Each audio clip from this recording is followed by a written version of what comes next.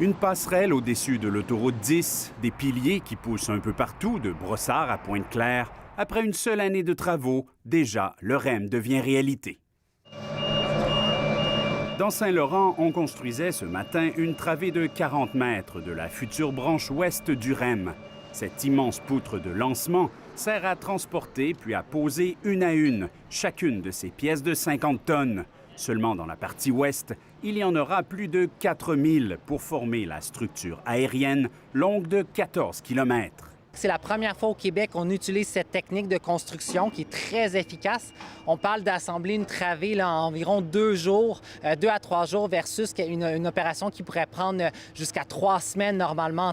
Bien sûr, on travaille jour et nuit. C'est des chiffres continus qui travaillent jour et nuit. On travaille 6 jours par semaine. Le budget du REM, 6,3 milliards de dollars. Gordon DeYoung vient tous les jours observer l'évolution du chantier à Pointe-Claire. Je suis ébahi, dit-il, impressionné par la vitesse et la façon de faire. Ça va très bien, l'avancement va très vite.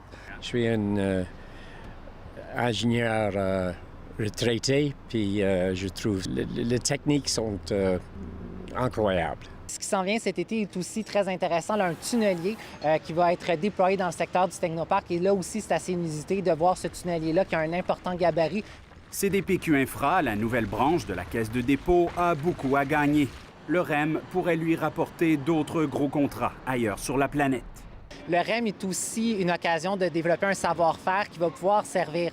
Ça a été déjà comparé, le REM, un peu à la baie James. Cette branche ouest du REM vers Sainte-Anne-de-Bellevue et l'aéroport Montréal-Trudeau sera inaugurée en 2023, tout comme la ligne vers Deux-Montagnes.